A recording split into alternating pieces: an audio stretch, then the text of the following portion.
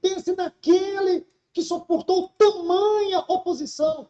Veja que ele diz, se ele, olhando firmemente para o autor e consumador da fé, Jesus, o qual, em troca da alegria que estava proposta. Que alegria é essa, irmão? Fazendo vontade de Deus.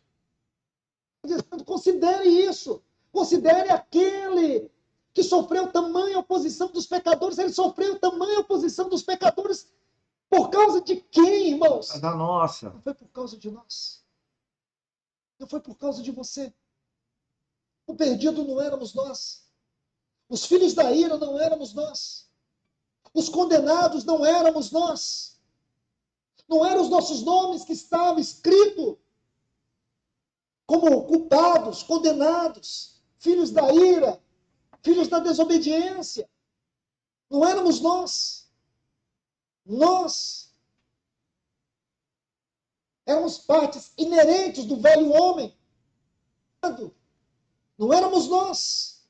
Não era ele. Ele não. Eu sim. Você também. Nós. Mas o que ele suportou por nós, irmãos? O que ele suportou? Ele suportou. Não é porque ele não tinha alternativa. Ele tinha todas.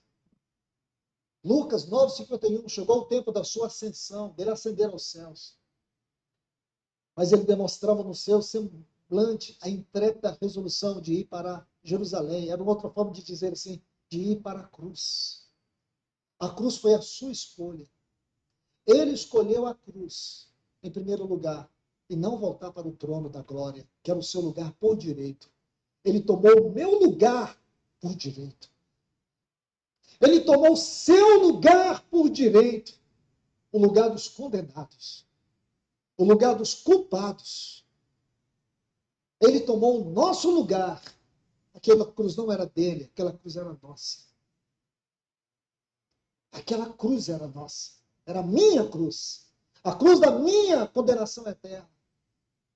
Era a minha, a sua sentença eterna. Ele tomou toda sentença eterna de condenação que estava sobre nós. E ele cravou-la na cruz do Calvário. E sabe o que esse autor está dizendo? Não tire isso da sua mente. Porque quando você tirar, você vai perder a carreira cristã. Essa é a carreira que nos está proposta.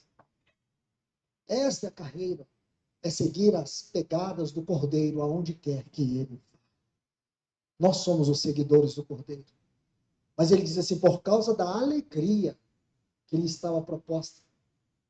Houve uma proposta. Algo que ele não tinha, mas que ele alcançou.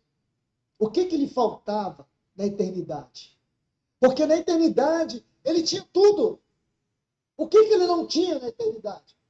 Ele nunca precisou de nada e nem de ninguém. Mas o que ele não tinha na eternidade? Ele não tinha uma noiva. Ele não tinha uma esposa. O pai não tinha muitos filhos. O pai só tinha ele como filho. Esta é a alegria. Ele chega a dizer assim, João 10, aquilo que o pai me deu é maior do que tudo, e ninguém poderá arrebatar das minhas mãos. Ah, irmãos, nós precisamos, às vezes, silenciar para contemplar tudo isso. E pensar o quão pequeno nós somos diante da imensidão. Como nós somos indignos. Ele nos fez dignos. Você não tem direito, meu irmão, minha irmã, de olhar para trás, de colocar sua espada na bainha. Você não tem direito de parar de correr. O que o Senhor espera é que todos nós saiamos daqui renovados nessa noite, com o desejo de continuar a batalha até que o Senhor volte, de correr a carreira cristã até que o Senhor volte. É isso que o Espírito Santo busca nessa noite, neste lugar. Olhe para isso, irmãos. Considerai. Há uma versão, e vou tentar chegar o mais próximo possível do texto original. Diz assim, pensem no sofrimento dele. E como ele suportou com paciência o ódio dos pecadores. Assim, não desistir. Assim, vocês não vão desanimar. E não só isso, irmãos. É que a alegria que lhe foi proposta não era voltar para o Pai, porque isso ele nunca perdeu. Ele nunca perdeu o trono. Ele nunca perdeu o Pai. Só que agora ele vai voltar, como diz o escritor dessa epístola, conduzindo muitos filhos à glória.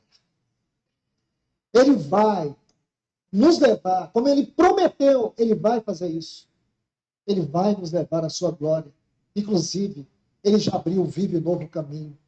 Havia, meus irmãos, lá em Gênesis, quando o homem foi expulso do jardim do Éden, Deus colocou uma espada inflamada, um querubim ali. Ninguém podia mais entrar. O caminho estava fechado. Quando Deus deu o tabernáculo, o que Deus colocou lá entre o lugar santo e o lugar santíssimo?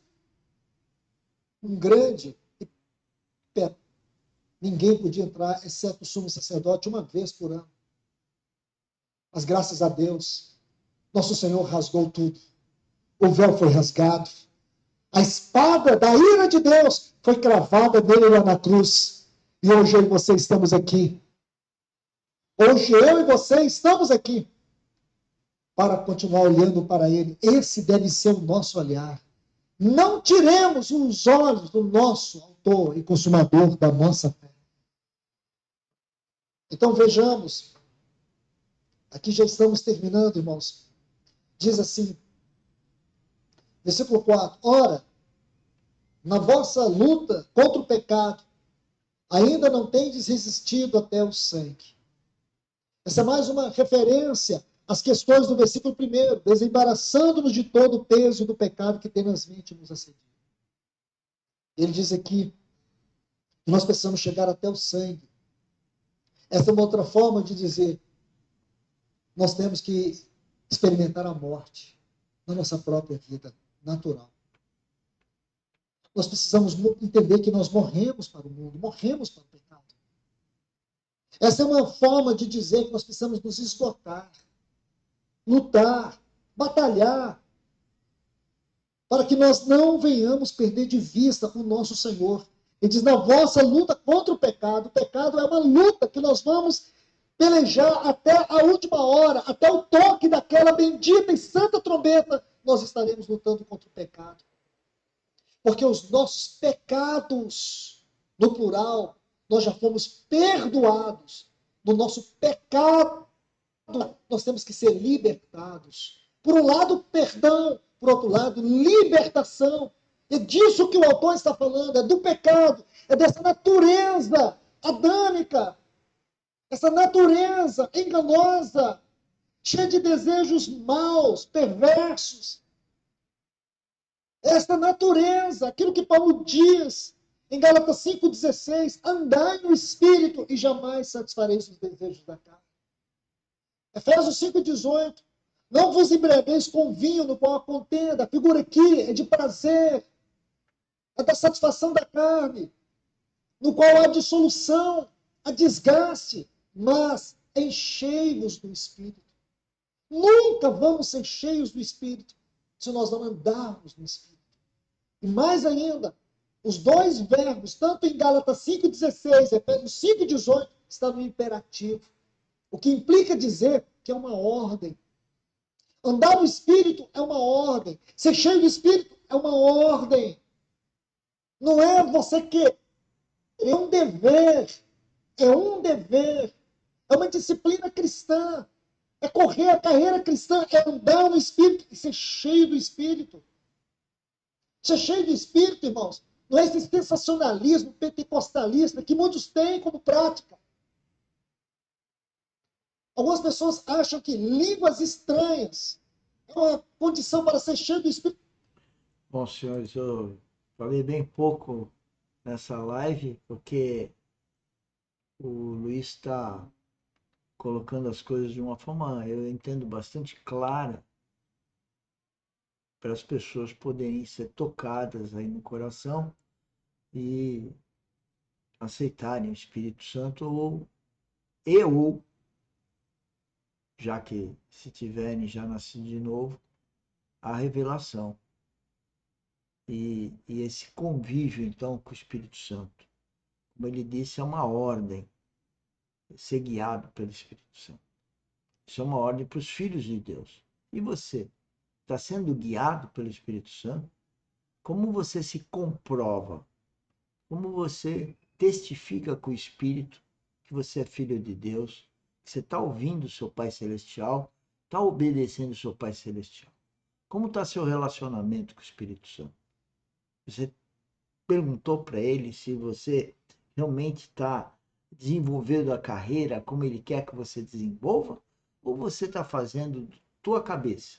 E aí então não é o Espírito Santo te guiando, mas é sua vontade, é seus prazeres, e você então não está morrendo para os afetos do mundo e está então agindo como o joio que fica cada vez mais enraizado na terra, no mundo.